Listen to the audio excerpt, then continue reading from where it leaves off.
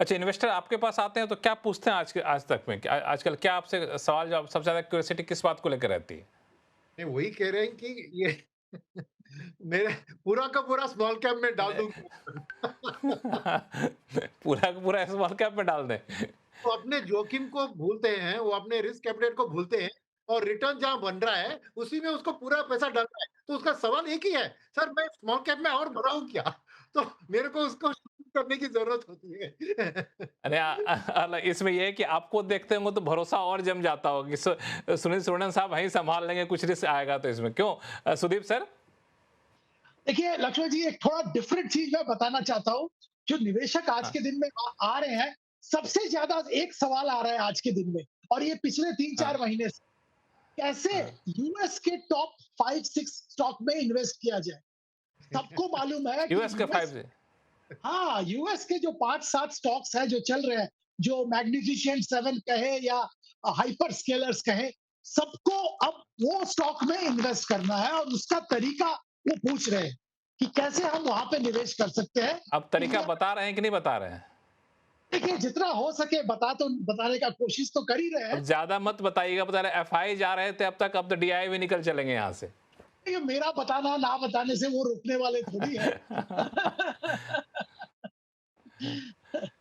पर बड़ा नहीं, इंटरेस्टिंग नहीं, चीज है लक्ष्मण जी, इस पे ध्यान हाँ, दीजिए, नहीं बड़ा ये सवाल नहीं ये दरअसल मेरे मन में भी आ रहा था कि हम लोग इंडिया में कह रहे हैं कि 2 हफ्ते से मार्केट साइडवेज है, कुछ चुनिंदा स्टॉक चल रहे हैं जो दलजीत साहब कह भी रहे थे। लेकिन यूएस में देखिए वहाँ तो मार्केट भागा ही जा रहा है, ऑल टाइम हाई पे पहुँचा जा रहा है। और जो अभी जैन साहब कह रहे थे कि वहाँ के दिग्गज कंपनियाँ, लार्ज कैप कंपनियाँ बहुत बेहतरीन रिटर्न दे रही हैं। तो ज़ाहिर तौर पर लोग तो रिटर्न देखेगा, देशभक्ति तो ठीक है, लेकिन रिटर्न भी देखेगा, पैसा रहेगा तभी तो देशभक्ति करेंगे। बिल्कुल जी, पंकज जी जैसे कह रहे थे कि अभी इतना ऊपर गया है, अब वहां से भी डबल हो सकता है, और ये सबको हाँ, मालूम है, सबको दिख रहा है वो। तो वो इंडिया में स्मॉल कैप लार्ज कैप ये डिबेट छोड़ के अब उससे आगे बढ़ गए हैं। अब पूछ रहे हैं वहां हाँ। कैसे इन्वेस्ट करें। अच्छा। अच्छा मान लें करना हो तो क्या करना होगा उसके लिए? बता ही दीजिए जो दर्शक आपको सुन के लगता है उनके मन में भी उठा होगा। देखिए सबसे कैसे करते आसान हैं? मान लें करना हो तो? एक तरीका तो है कि वो जो एलआरएस जो स्कीम है उसके हाँ, जरिए आप एक अमाउंट $250,000 साल में बाहर निवेश कर सकते हो। उसके जरिए आप डायरेक्टली कर सकते हो, बट वो डिफिकल्ट रूट है। दूसरा रूट है म्यूचुअल फंड, कुछ म्यूचुअल फंड्स के तो उसके लिए क्या स्कीम है। उसके लिए अलग से डीमैट अकाउंट खुलवाना होता है? हाँ, उसके लिए अलग से करना होता है, पर वो स्कीम के जो कैपेसिटी है वो खत्म हो गया है। वो स्कीम में अभी अच्छा, पैसा नहीं ले रहे। तीसरा एक अच्छा। रूट है, गिफ्ट सिटी सुनील में सर आ रहा हूँ कुछ मैं। हाँ, हाँ। गिफ्ट सिटी में कुछ कुछ फंड्स ने, हमारे एआईएफ ने डेडिकेटेड फंड्स चालू किए हैं। तो आप गिफ्ट अच्छा। सिटी में पैसा भेज सकते हैं और उन फंड्स के जरिए ये स्टॉक्स में एक्सपोजर ले सकते हैं। जितना हुँ, जानकारी मुझे है, ये तीन तरीका है, उसमें एक ऑप्शन अभी अवेलेबल नहीं है, जो कि यहाँ बैठ के म्यूचुअल फंड के जरिए इन्वेस्ट करना, क्योंकि वो कैपेसिटी उसका ब्लॉक हो गया, सब और कैपेसिटी नहीं है।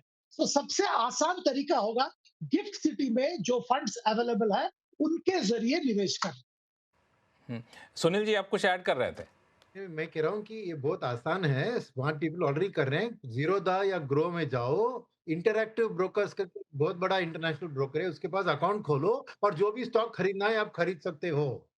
तो प्रॉब्लम ही नहीं है, ये बहुत आसान है। उसमें एलआरएस वाली सीमा लागू नहीं होती है, लिबरलाइज्ड रेमिटेंस वाली स्कीम वाली? सीमा नहीं है, एलआरएस वाली एक अपॉर्चुनिटी है कि आप $250,000 तक बिना पूछे, बिना किसी से पूछे आप निवेश कर सकते हो। लिमिट क्या है? एक व्यक्ति को 4 लोग उसके फैमिली में हैं, तो $1 मिलियन वो कितना है आज 9 करोड़ रुपए आप डाल सकते हो। उससे ज़्यादा रिटेल को क्या चाहिए? आसानी से कर सकते हैं। ताकि अकाउंट खोलिए, इंटरैक्टिव ब्रोकर्स करके इंटरनेशनल ब्रोकर है, थ्रू ग्रो और थ्रू ज़ीरोधा या जो भी बहुत से ब्रोकर्स हैं, इज़िली आप मैक्स 7 खरीदना है तो कर सकती हो, मगर उसका रिज़ल्ट क्या होगा, कब करेक्ट होगा वो वो आप जानो। वो आप जानो क्योंकि यहाँ तो कम से कम पता है कि ये कंपनी है भाई, कंपनी का मालिक ये है, ये कंपनी ऐसा कर रही है, कंपनी को आंखों से देख रहे होते हैं, फील कर रहे होते हैं। और वहाँ तो सिर्फ रिटर्न देख करके आकर्षित होकर जा रहे होते हैं। क्यों दलजीत सर आप सजेस्ट करते हैं कि नहीं? बिल्कुल सही कह रहे हैं लक्ष्मण जी आप। ये तो वो होगा कि भेड़ चाल में आप फँस गए। तो अगर कुछ हुँ, उल्टा हो गया, तो आपके पास कोई हुँ, क्वेश्चन करने के लिए कुछ है नहीं, कोई जवाब। इनफैक्ट मैं आपको बताऊँ, जब हम रिसर्च करते थे सेल साइड रिसर्च में, तो हम लोग वो कंपनी को रिकमेंड नहीं करते जो कंपनी का मैनेजमेंट अवेलेबल नहीं होता। सिर्फ हुँ, इसीलिए कि अगर कल को इस कंपनी में कोई नेगेटिव न्यूज़ फ्लो आया, कुछ एडवर्स मूवमेंट हुआ, तो हम किसके पास जाएँगे पूछने के लिए कि तुम्हारा आगे क्या होने वाला है? क्योंकि जवाब देने वाला हुँ, कोई है ही नहीं। तो इसके लिए हमने हुँ। बहुत सी कंपनियाँ जो रिसर्च की थी, जिनको हम रिकमेंड करने की इच्छा बनाई, बट क्योंकि वो अवेलेबल नहीं थे मैनेजमेंट्स, तो हमने उनको छोड़ दिया। तो अभी जो रिटेल जो ये बहुत खुश हो रहे हैं समझ के, और अभी जो रैली चल रही है, तो सबको लगता है कि मैं भी बहती गंगा में हाथ धो लूँ। लेकिन आपको ये तैयार रहना पड़ेगा कि भई अगर कल को कुछ भी उल्टा हुआ, तो आपके पास कोई फॉल करने के लिए कुछ नहीं है। तो अगेन अपना रिस्क देखिए। अगर इफ यू आर हैप्पी कि आपको पता है कि भाई मैं इतने रुपए डुबाने के लिए तैयार हूँ, तो आप कर सकते हैं। लेकिन अगर आपको ये लगता है कि इसके बाद अगर कुछ उल्टा हुआ तो मुझे बताने वाला कौन है, गाइड कौन करेगा, वो शायद आपको नहीं है। नहीं, मैं तो पूछे तो मैं तो बिल्कुल उतना रिस्क लेने की स्थिति में रहूँगा नहीं, या फिर निवेशक के तौर पे पता नहीं वहाँ जहाँ पैसा डूब गया फिर पूछेगा कौन।